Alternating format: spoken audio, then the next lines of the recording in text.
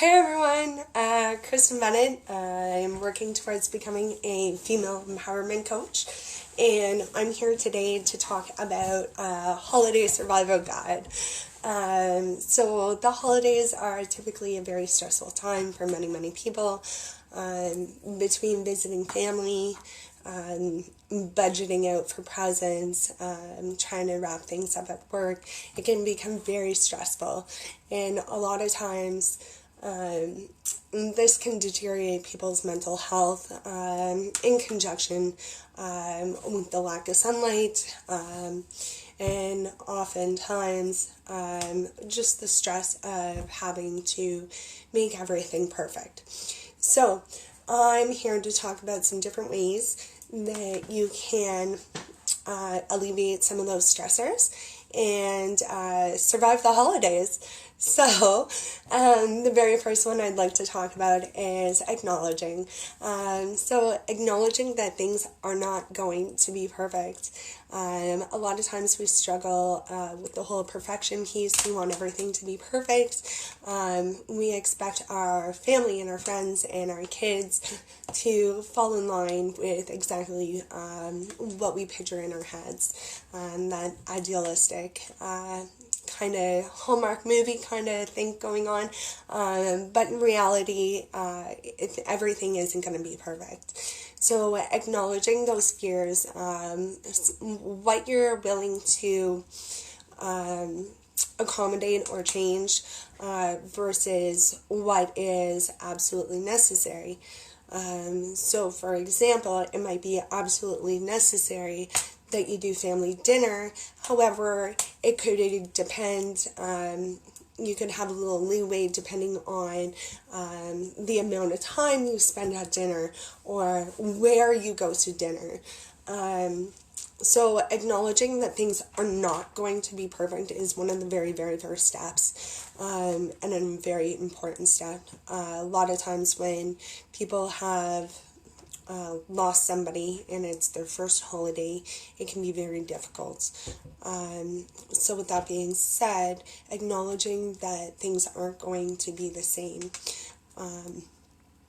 and creating some new traditions around the holidays that are more suitable, or carrying on those traditions but changing them up so they suit your needs a little bit more is totally acceptable. Another thing that really that people really struggle with is budgeting. A lot of people say that whenever they're doing their holiday shopping, that seems to be one of the most stressful times. They're so concerned about showing their love through material goods, that it becomes almost like a fixation. So just remembering that your family and your friends, they're not there for the presents, they're there for you, they're there for your presence. So setting a budget beforehand really tends to help. Knowing how much you're going to spend on each person, and rather than just braving the stores and grabbing this and grabbing that and grabbing this, it's very helpful to go into the stores to know exactly what you're going for, so it doesn't just become a total free-for-all. And then worst case scenario, if budget is a big issue in your household, you can always look at handmade or experiences, whether that be tickets to a water park or something to that effect. It doesn't always have to be materialistic goods. The next part is setting boundaries. Sometimes whenever we have family members aren't always necessarily the most healthiest for us, as unfortunate as that is. So we do need to accept that if your family member was an alcoholic 2 weeks ago, coming up to Christmas, that's not going to change. So accepting people as they are and meeting them where they are is necessary. we need to recognize that people aren't going to necessarily change, and it's not up to us to control who they are, what they eat, what they drink, what they say. That's on them. So if there's a certain family member that is a particular trigger or an issue for you, then just limit your exposure to that person, or try and skirt around issues. I know a lot of families struggle with political views, so it's very easy to say, I'm sorry, I don't feel comfortable talking about this right now. That is a boundary that can be set. With those boundaries, we also want to talk about saying yes. We don't always have to say yes. Yes, a lot of times it can result in us becoming really resentful, and it'll compromise our own experience. So saying yes too much is not good. And then saying no, it's okay to say no. If there's something that you've been asked to do, like go to a certain family member's house and you're not comfortable with it, it's quite alright to say no. You don't always have to explain to them why. You can just, it doesn't work with our schedule, I'm not able to get the time off work, whatever you need to say to protect your own boundaries. We also want to talk about setting aside differences. So even though we might not necessarily get along with a certain person, there are times where we can set aside those differences. Christmas is a really good time to move past those petty differences. However, with that being said, whenever a family member has done a lot of hurt to you, or isn't necessarily a healthy person to be around, you can still stick to those boundaries by all means. You don't always have to set aside those differences. But if it is possible, and if you do find it in your heart, Christmas is a beautiful time to set aside those differences and move on with a mutual agreement that there's some things that just don't get talked about, or that you are agreeing to disagree. Planning ahead is another big one. So I know for me personally, whenever I'm going somewhere, I want to know, okay, how long am I going for? I tend to get a lot of anxiety just going in with an open plan. So planning ahead. Whenever we go to so-and-so's house, we're going to spend 3 hours there, and then we're going to go home.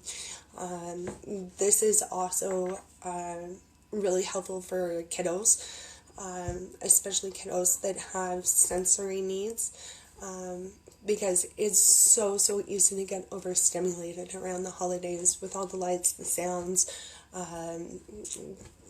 relatives in your face. It's very easy to get overstimulated. So having those plans ahead of time and knowing how long you're going to be at a certain place helps both adults stay on track and allows them to set better boundaries. And it also allows children the knowledge that, okay, after this, I get to go home. Or after this, I get to go wherever else. And it helps curb some of those behaviors that you might see. And then taking a break.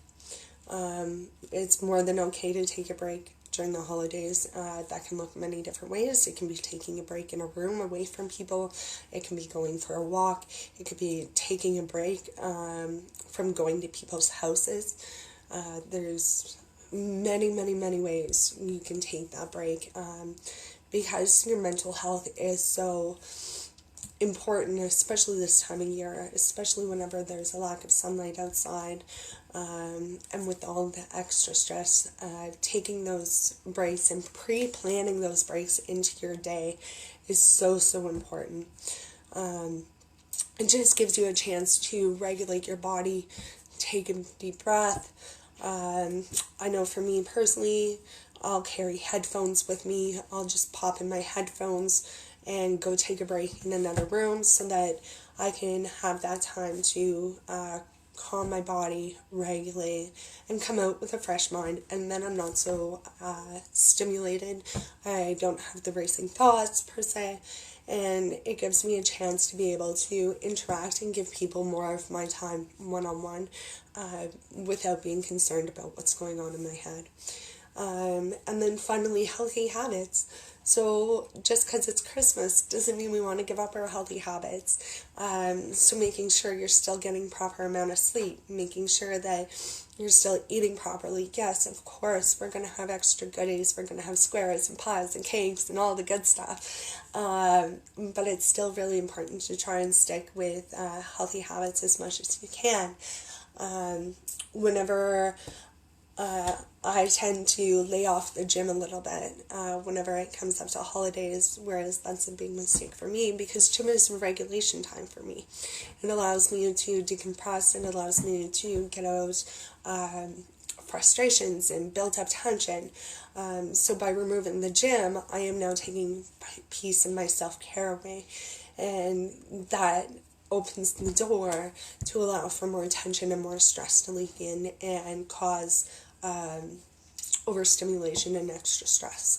So having those healthy habits and making sure you're drinking lots of water and making sure you're taking those alone times and recharging your body, those are so important in order to get through the holiday with your sanity intact. So yeah, that's pretty much all I got. So again, acknowledge that anything is going to be different. Acknowledge your feelings. Making sure that you have a budget. You're not overspending. You're sticking to your boundaries. You know what your boundaries are, and then you're communicating those boundaries. Having realistic expectations and not being a perfectionist. Setting aside differences with family members, unless it's a case where it's toxic or not safe for you to do so. Planning ahead, maintaining your healthy habits, and of course, taking a break. I hope these tips will help you throughout the holiday season. I know they're going to help me, and I'm looking forward to chatting with you again soon. See ya!